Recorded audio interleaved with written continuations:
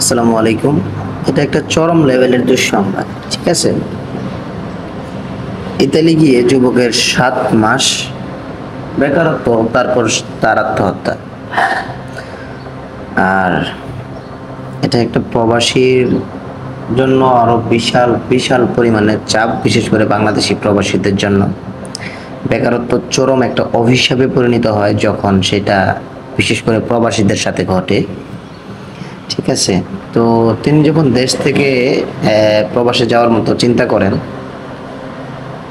তো তখন এই সমস্ত কিছু সে হয়তো বা বিস্তারিত না জানলেও কিছুটা হলেও তার জানা ছিল। আমি যতটুকু জানি, হয়তোবা সে অবশ্যই খোঁজখবর নিয়েছে। দেশ থেকে আসার আগে সব বেকারত্বের নিউজ অনেক শুনেছিলেন, অবশ্যই শুনেছিলেন, তখন কারো কথা কানে তুলে নেননি।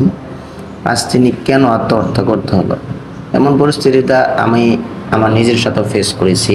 আমি নিজেও এখন বর্তমানে প্রবাসে আছি।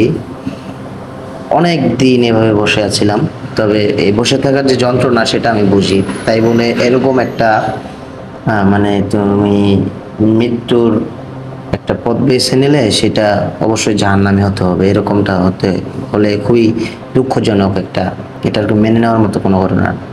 Good listen for the people who think Bidesh has টাকার গাছ, and once you land Bidesh, all of your pain and sorrow and hardship will go away. The reality is the far, far away from these people. Bidesh, not the টাকার গাছ, okay? Europe America আবার স্বপ্নের দেশ হলেও সবাই টিকতে পারে না।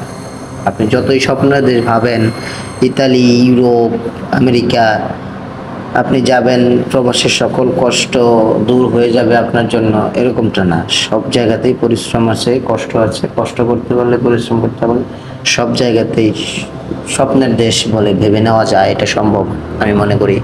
তার আত্মহত্যাটা টোটালি শকড, খুবই দুঃখজনক।